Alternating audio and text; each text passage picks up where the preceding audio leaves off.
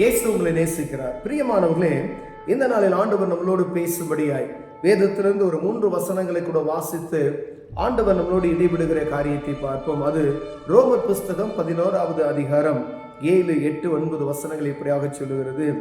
அப்படியானால் என்ன? இஸ்ரவேலர் தேடுகிறதை அடையாமல் இருக்கிறார்கள், தெரிந்து கொள்ளப்பட்டவர்களோ அதை அடைந்திருக்கிறார்கள். மற்றவர்கள் இன்றைய தினம் வரைக்கும் கடினப்பட்டிருக்கிறார்கள். கனநித்திரையின் ஆவியும் காணாதிருக்கிற கண்களையும் கேளாதிருக்கிற காதுகளையும் தேவன் அவர்களுக்கு கொடுத்தார் என்று எழுதியிருக்கிறபடி ஆயிற்று. அன்றியும் அவருடைய பந்தி அவர்களுக்கு சுருக்கும், கண்ணியும் இடறுதலுக்கான கல்லும் பதிலளித்தலுமாக கடவது. பிரியமானவர்களே, ஆண்டவர் சொல்லுகிறார் பாருங்கள், யார் தேடுகிறார்கள்? இஸ்ரவேலை தேடுகிறதை அடையாமல் இருக்கிறார்கள். அநேக ஜனங்கள் இப்படிதான் ஆண்டவருடைய நாமத்தை அறிந்து கொண்டு அவரை தேடுகிறவர்கள் தேடாமல் இருக்கிறார்கள். தெரிந்து கொள்ளப்பட்டவர்கள் அதை அடைந்திருக்கிறார்கள். அந்த அவர்கள் தேடுகிற நோக்கத்தை அடைந்திருக்கிறார்கள்.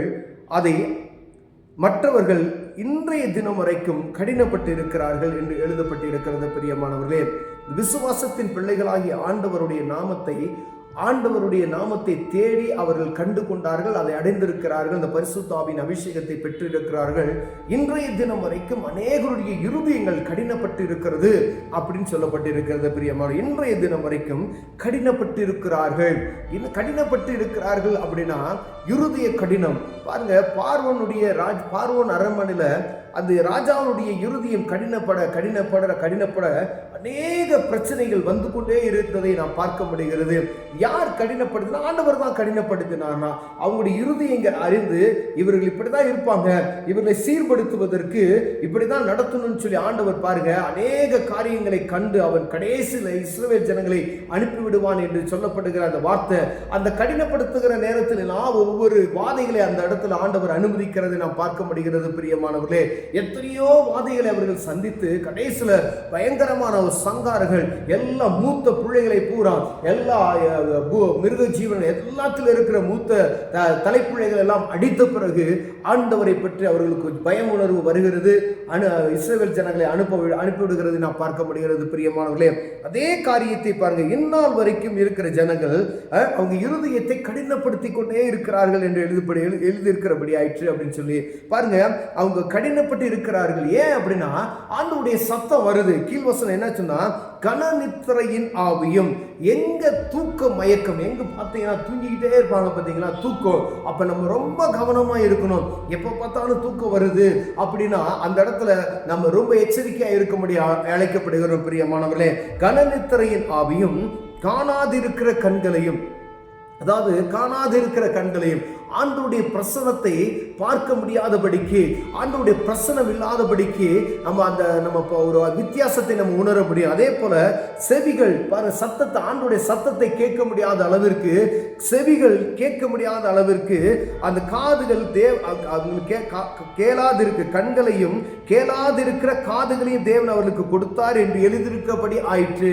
அப்ப எழுதியிருக்கிறது இப்படிதான் இருக்கும் அப்படின்னு சொல்லி சில நபர்களை ஆண்டவர் என்ன செய்கிறார்? கடினப்படுத்தி கொண்டே இருக்கிறார். அவர்களால் பார்க்க முடியும், ஆனா உணர முடியாது. பார்த்தும் நான் கண்ணிருந்தும் குருடராய் இருக்கிறார் சொல்லுகிறார், காது இருந்தும் இவர்கள் கேட்காத செவிடர்களாய் இருக்கிறார்களே என்று சொல்லப்படுகிற அந்த வார்த்தை எழுதியிருக்கிறபடி ஆயிற்று என்று சொல்லப்படுகிறது. அநேக கர்த்தருடைய பிள்ளைகள் கிறிஸ்தவர்கள் என்று சொல்லிக்கொண்டு ஆண்டவரை அறிய விடாதபடிக்கு, ஆண்டவரை பார்க்க கூடாதபடிக்கு அவர்கள் கண்கள் அடைக்கப்பட்டு இருக்கிறது.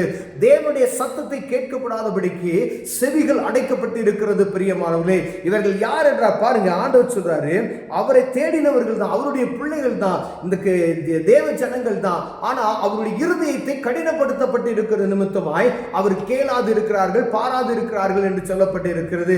இது நிமித்தம் என்ன நடக்கும் அப்படின்னு சொன்னா, அந்த கடின இருதயம் இருக்கும் வரைக்கும் அநேக காரியங்களை, அநேக ஆண்டவர் கொடுக்கக்கூடிய அந்த தண்டனைகளை நாம் அனுபவித்துக் கொண்டே வர வேண்டும். இருதய கடினத்துல அந்த பார்வோனுடைய அரண்மனையில் எப்படிலாம் நடந்ததோ என்பதை நம்ம பார்க்கும் பொழுது அநேக தவறுகள் நடந்தது, அநேக பாவங்கள், அந்த சாபங்கள் நிமித்தமாய், அவர்கள் செய்த அக்கிரமங்கள் நிமித்தமாய் ஆண்டவரை அறியத்தக்கதற்கு, ஆண்டவரை அறியும்படிக்கு, ஆண்டவர் யார் என்பதை அறிகிற வரைக்கும் அவர்களுக்கு அநேக வாதைகளினாலே ஆண்டவர் வாதித்ததை நாம் பார்க்க முடிகிறது.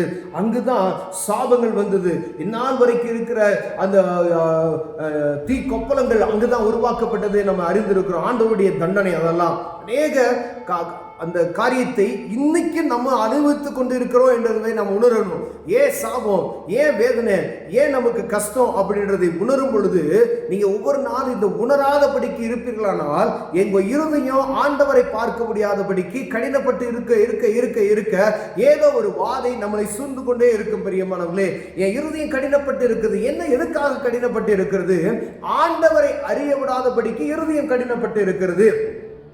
ஆண்டவரை நீங்க அறிகிற நாள்ல இந்த வாதை என்ன செய்யும்? நின்று போகும். ஏதோ ஒரு வாதை, உங்களை உயர விடாதபடிக்கு காணப்படுகிற வாதை, உங்களை மேன்மைப்படுத்த விடாதபடிக்கு இருக்கிற வாதை, உங்க வியாபாரத்தை ஆசீர்வதிக்கப்படாதபடி இருக்கிற ஒரு வாதை, உங்க குடும்பத்தை செழிக்க விடாதபடி இருக்கிற வாதை, இல்ல படிப்புல உயர விடாதபடிக்கு இருக்கிற வாதை, ஏதோ ஒரு வாதை, செழிப்பை அடைய விடாதபடிக்கு காணப்படுகிற எல்லா வாதைகளையும் நம்ம இருதய கடினத்தின் நிமித்தமாய் உண்டாக்கப்படுகிறது. பிரியமானவர்களே, அப்ப இருதய கடினம் என்றால் ஆண்டவரை அறிவோம், ஆனா அப்படியே விட்டுட்டு போயிடுறது. யாராவது உங்களுக்கு சொல்லுவாங்க, சர்ச்சுக்கு போறீங்க, சத்தத்தை, ஆண்டோடைய சத்தத்தை கேட்பீங்க, இந்த காதுல வாங்கிட்டு இந்த காதுல நினைச்சியும் விட்டுட்டு போயிடுவோம். அதை உணரத்தக்கதான நம்ம தேவன் யார் என்பதை உணராதபடிக்கு அப்படியே நம்ம என்ன செஞ்சோம்? கடந்து போகிறவர்களாய் காணப்படுகிறோம்.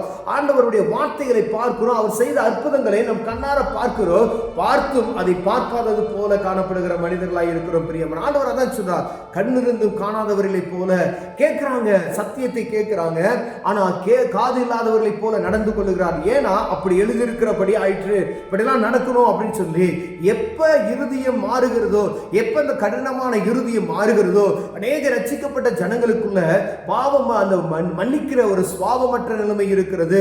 மன்னிக்கிற சுவாபம் இல்ல, கொடுக்கிற சுவாபம் இல்ல, அன்பு தணிந்து போய்விட்டது.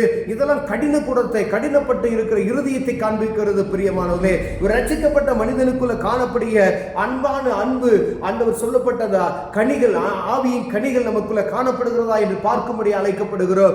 ஆண்டவர் அறிந்து கொண்ட பிள்ளைகளாகிய நாம் அவருடைய கனிகளினாலே நிரப்பப்பட்டு இருக்கிறோமா என்று பார்க்கும்படி அழைக்கப்படுகிறோம். பிரியமானவர்களே, இருதயம் கடினப்பட்டு இருக்கிறதா?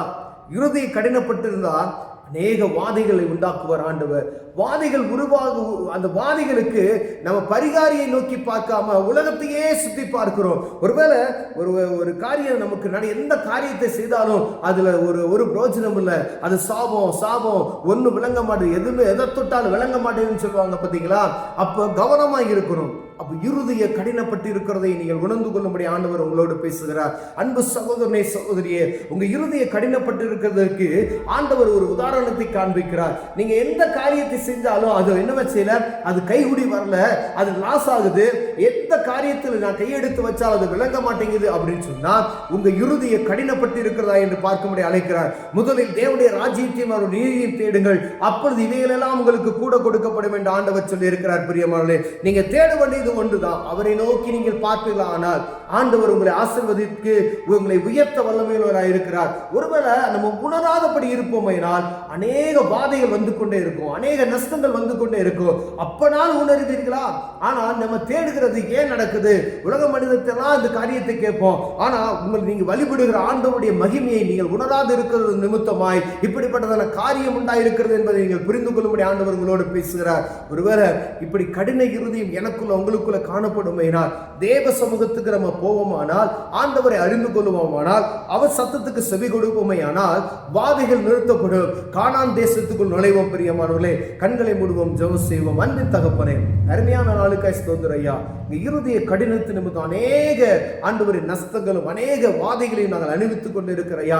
தெய்வத்தை அறியாதபடிக்கு ஆண்டவரே, கர்த்தர் யார் என்பதை புரிந்து கொள்ளாதபடிக்கு எங்கள் கண்கள் அடைக்கப்பட்டு இருக்கிறது, எங்கள் செவிகள் அடைக்கப்பட்டு இருக்கிறது ஐயா. உம்மை பற்றி அறிகிற ஞானம் எங்களுக்கு இருந்தும் அதை புரிந்து கொள்ள முடியவில்லையே. எங்கள் இருதய கடினத்தை உடைத்து போடுவீராக, சதையான இருதயத்தை வைப்பீராக. உம்மை அறிகிற ஞானத்தை எங்களுக்கு தார நாங்கள் ஜெபிக்கிறோம். இயேசுவின் நாமத்தில் பிதாவே, ஆமென்.